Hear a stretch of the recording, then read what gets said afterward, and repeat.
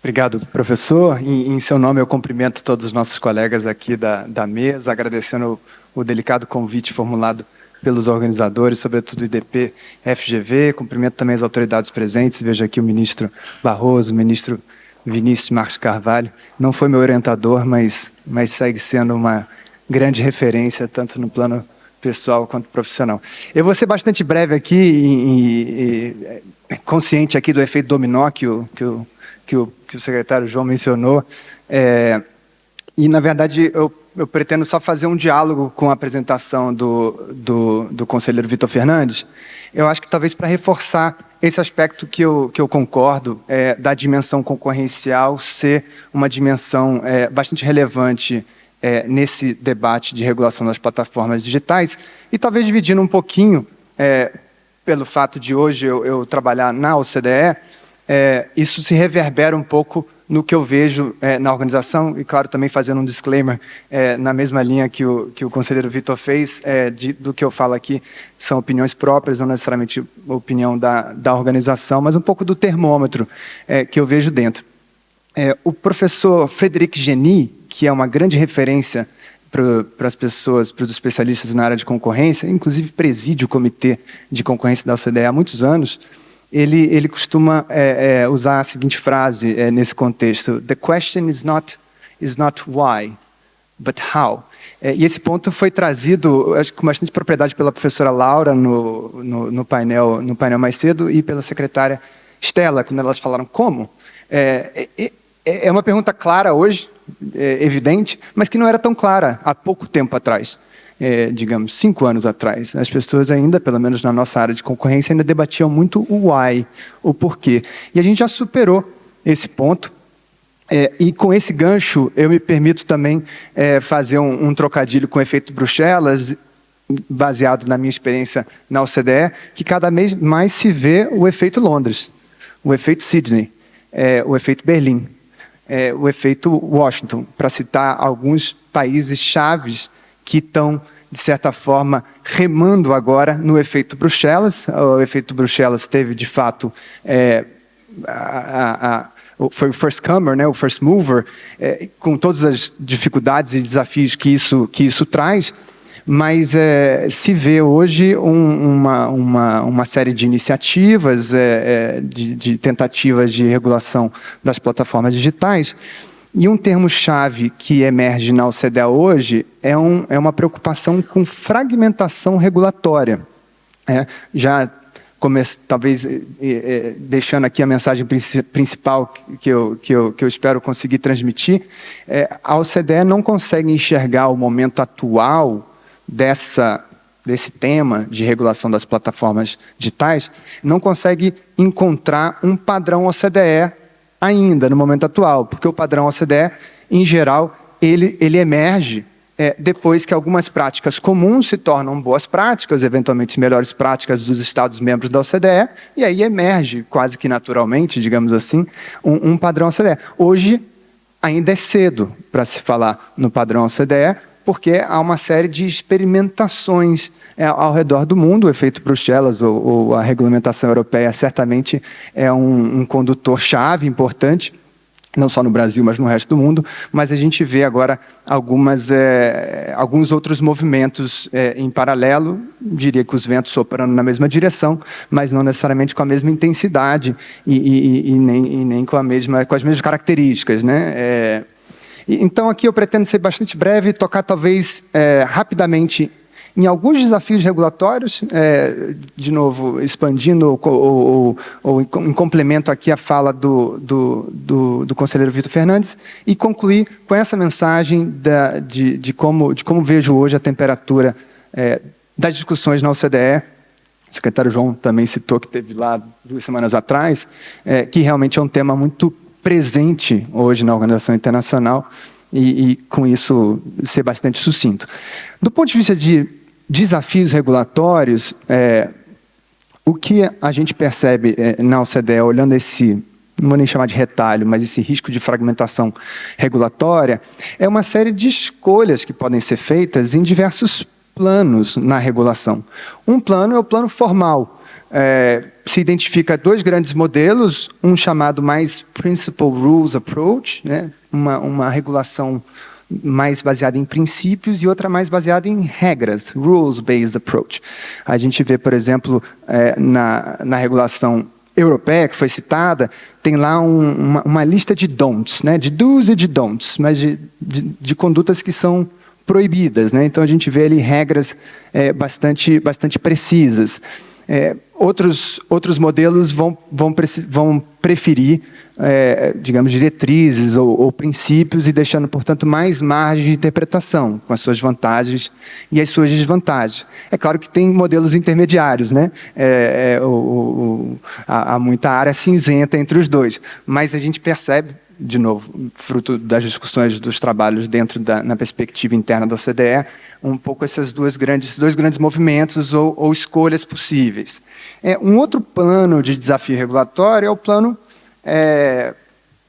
de como internalizar isso, né, na legislação.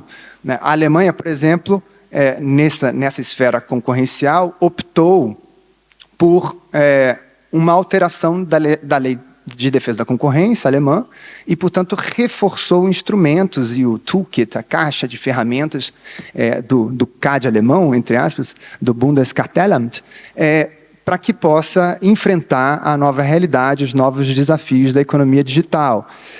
Há outros modelos que optaram, outros países ou jurisdições que optaram por um marco normativo próprio, específico, separado, autônomo. Então, a gente vê também aí escolhas, né, de como internalizar essa, no direito positivo, endereçar as preocupações trazidas.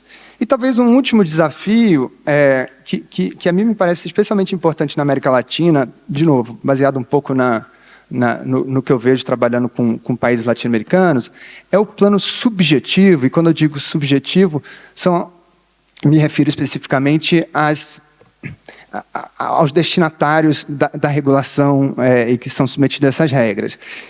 Vejo que, por exemplo, a regulação europeia, para trazer aqui o título do painel Efeito Bruxelas, é muito concentrado nas big techs, né? Nas GAFA players, o Google, Apple, Facebook.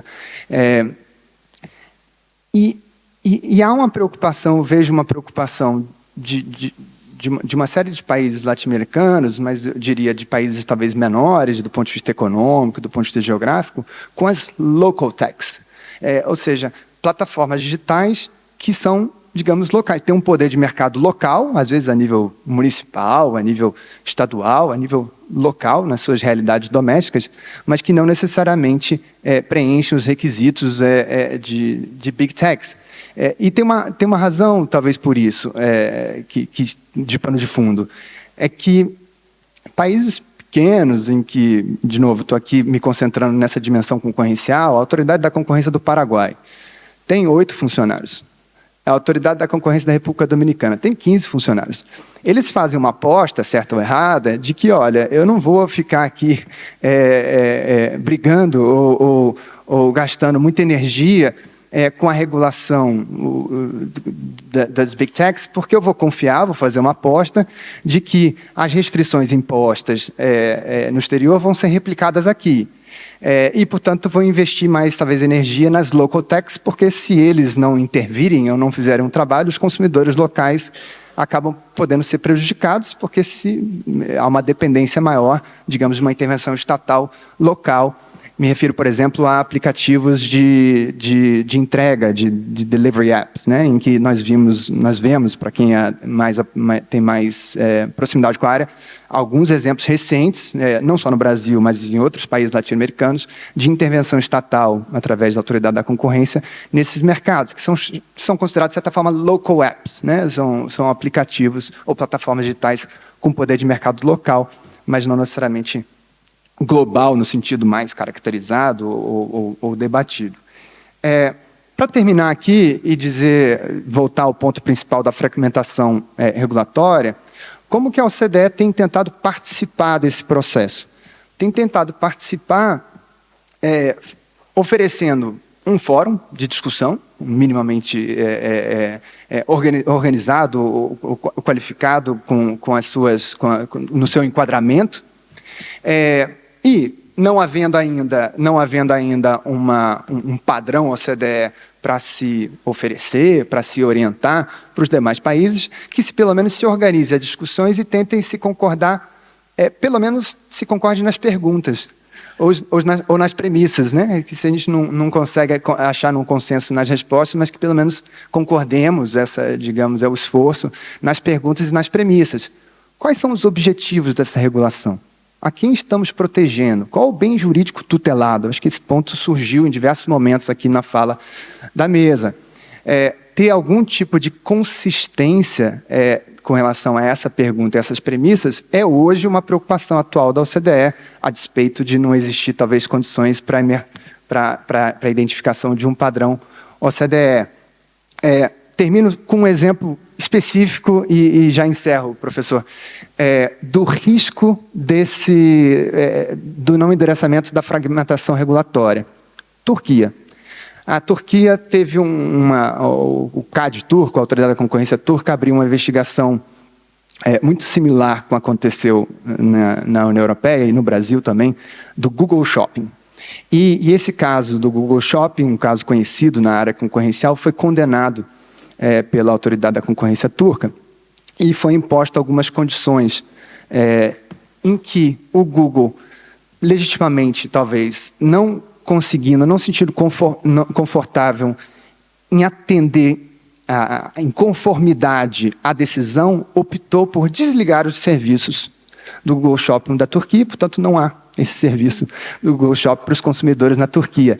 Esse é um risco, de certa forma, dessa fragmentação regulatória no sentido amplo, né? Que eu estou trazendo um exemplo de enforcement, mas que poderia perfeitamente ser uma regra.